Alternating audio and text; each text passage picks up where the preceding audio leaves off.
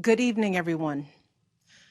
It's a hard time, and everyone's feeling it in different ways. And I know a lot of folks are reluctant to tune into a political convention right now or to politics in general. Believe me, I get that. But I am here tonight because I love this country with all my heart. And it pains me to see so many people hurting. I've met so many of you. I've heard your stories. And through you, I have seen this country's promise. And thanks to so many who came before me, thanks to their toil and sweat and blood, I've been able to live that promise myself. That's the story of America.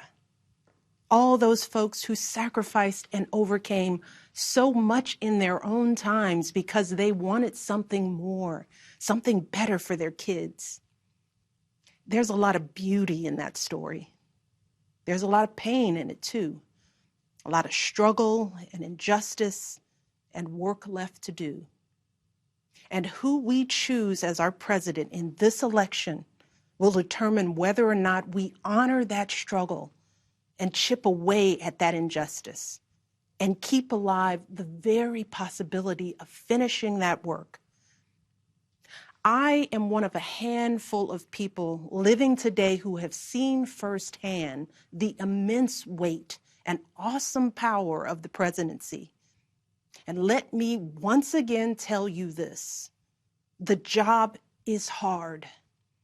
It requires clear-headed judgment, a mastery of complex and competing issues, a devotion to facts and history, a moral compass, and an ability to listen, and an abiding belief that each of the 330 million lives in this country has meaning and worth.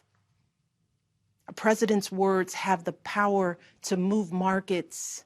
They can start wars or broker peace. They can summon our better angels or awaken our worst instincts. You simply cannot fake your way through this job. As I've said before, being president doesn't change who you are. It reveals who you are. Well, a presidential election can reveal who we are too. And 4 years ago, too many people chose to believe that their votes didn't matter. Maybe they were fed up. Maybe they thought the outcome wouldn't be close. Maybe the barriers felt too steep, whatever the reason. In the end, those choices sent someone to the Oval Office who lost the national popular vote by nearly 3 million votes. In one of the states that determined the outcome, the winning margin averaged out to just 2 votes per precinct. 2 votes. And we've all been living with the consequences. When my husband left office with Joe Biden at his side, we had a record-breaking stretch of job creation. We'd secured the right to health care for 20 million people. We were respected around the world, rallying our allies to confront climate change. And our leaders had worked hand in hand with scientists to help prevent an Ebola outbreak from becoming a global pandemic. 4 years later, the state of this nation is very different.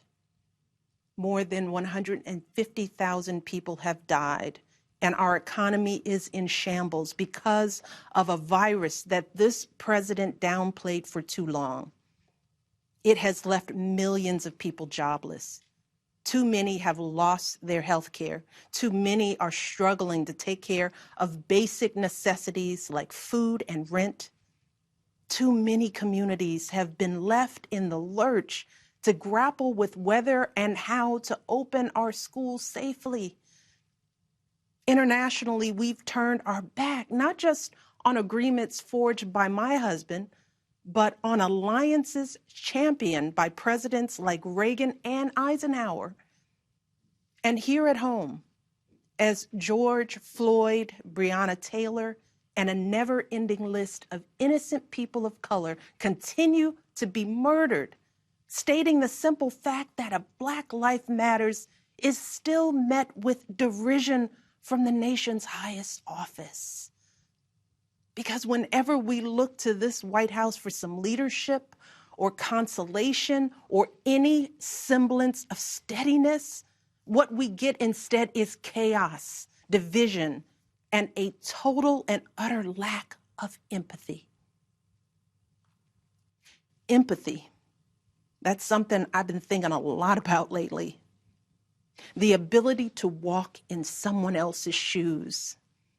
The recognition that someone else's experience has value too. Most of us practice this without a second thought. If we see someone suffering or struggling, we don't stand in judgment, we reach out. Because there, but for the grace of God, go I. It is not a hard concept to grasp. It's what we teach our children. And like so many of you, Barack and I have tried our best to instill in our girls a strong moral foundation to carry forward the values that our parents and grandparents poured into us.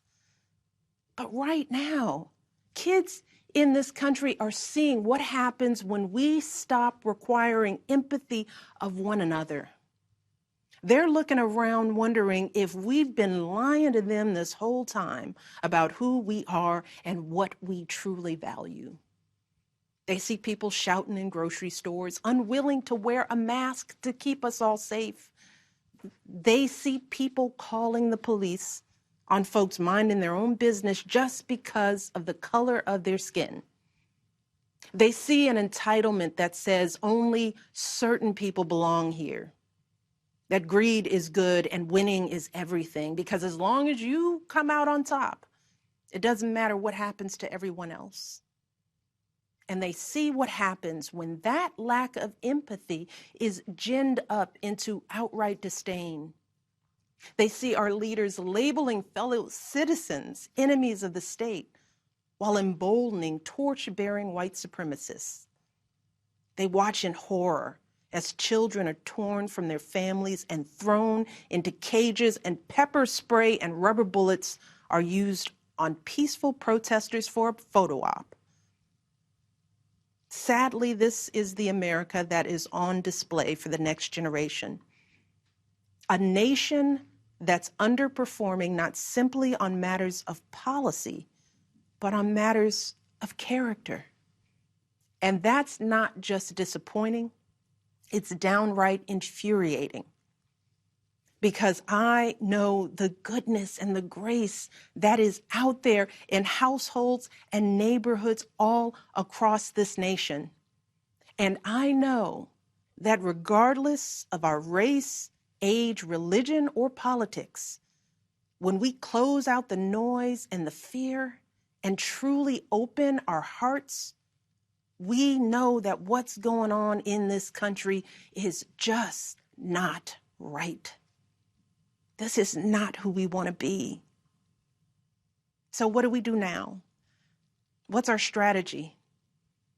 Over the past 4 years, a lot of people have asked me, when others are going so low, does going high still really work? My answer, going high is the only thing that works. Because when we go low, when we use those same tactics of degrading and dehumanizing others, we just become part of the ugly noise that's drowning out everything else. We degrade ourselves. We degrade the very causes for which we fight. But let's be clear. Going high does not mean putting on a smile and saying nice things when confronted by viciousness and cruelty. Going high means taking the harder path.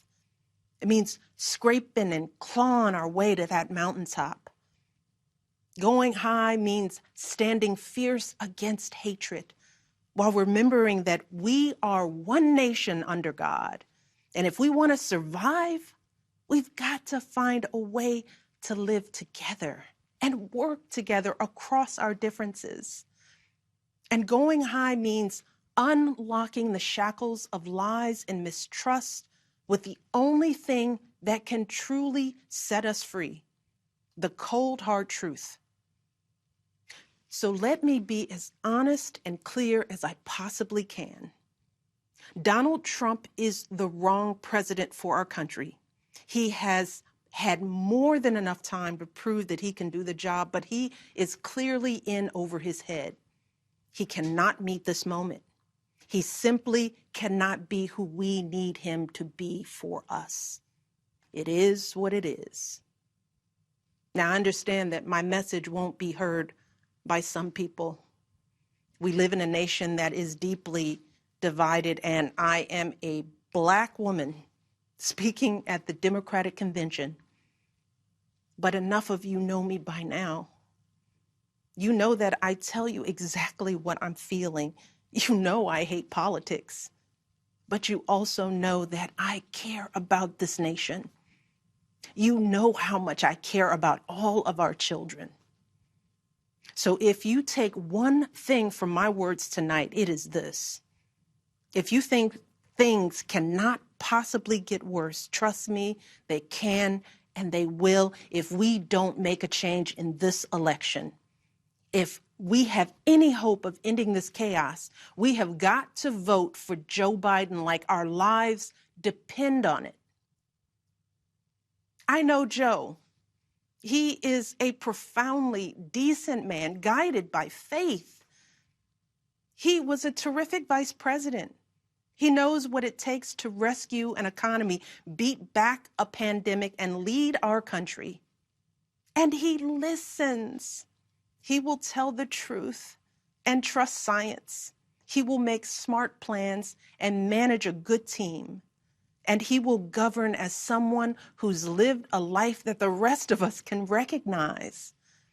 When he was a kid, Joe's father lost his job. When he was a young senator, Joe lost his wife and his baby daughter. And when he was vice president, he lost his beloved son. So Joe knows the anguish of sitting at a table with an empty chair, which is why he gives his time so freely to grieving parents. Joe knows what it's like to struggle, which is why he gives his personal phone number to kids overcoming a stutter of their own. His life is a testament to getting back up. And he is going to channel that same grit and passion to pick us all up, to help us heal and guide us forward. Now, Joe is not perfect, and he'd be the first to tell you that. But there is no perfect candidate, no perfect president. And his ability to learn and grow, we find in that the kind of humility and maturity that so many of us yearn for right now.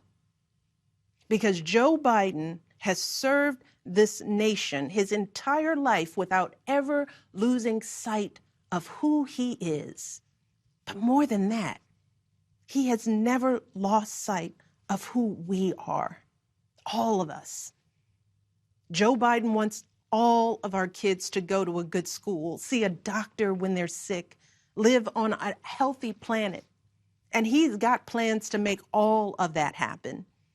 Joe Biden wants all of our kids, no matter what they look like, to be able to walk out the door without worrying about being harassed or arrested or killed. He wants all of our kids to be able to go to a movie or a math class without being afraid of getting shot. He wants all our kids to grow up with leaders who won't just serve themselves and their wealthy peers, but will provide a safety net for people facing hard times. And if we want a chance to pursue any of these goals, any of these most basic requirements for a functioning society, we have to vote for Joe Biden in numbers that cannot be ignored. Because right now, folks who know they cannot win fair and square at the ballot box are doing everything they can to stop us from voting. They're closing down polling places in minority neighborhoods. They're purging voter rolls. They're sending people out to intimidate voters, and they're lying about the security of our ballots. These tactics are not new, but this is not the time to withhold our votes in protest or play games with candidates who have no chance of winning. We have got to vote like we did in 2008 and 2012. We've got to show up with the same level of passion and hope for Joe Biden. We've got to vote early, in person if we can.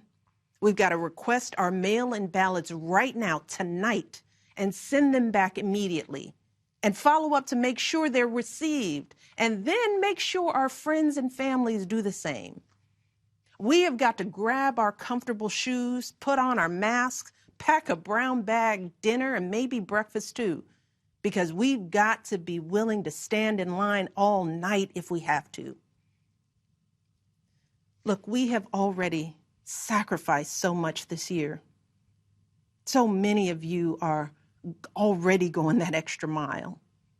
Even when you're exhausted, you're mustering up unimaginable courage to put on those scrubs and give our loved ones a fighting chance. Even when you're anxious, you're delivering those packages, stocking those shelves, and doing all that essential work so that all of us can keep moving forward. Even when it all feels so overwhelming, working parents are somehow piecing it all together without childcare. Teachers are getting creative so that our kids can still learn and grow. Our young people are desperately fighting to pursue their dreams.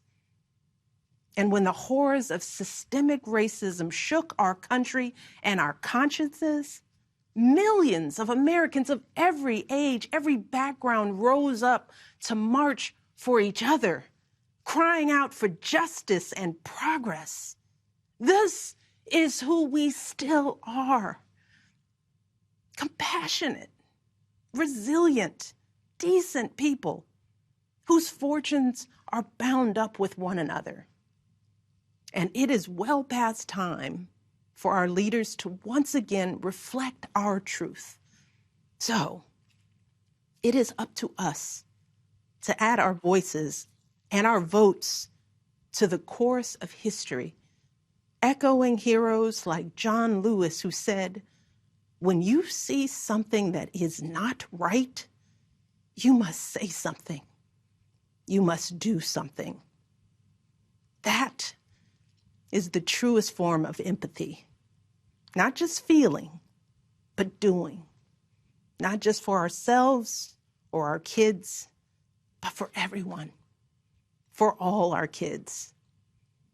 And if we want to keep the possibility of progress alive in our time, if we want to be able to look our children in the eye after this election, we have got to reassert our place in American history. And we have got to do everything we can to elect my friend Joe Biden as the next president of the United States. Thank you all. God bless.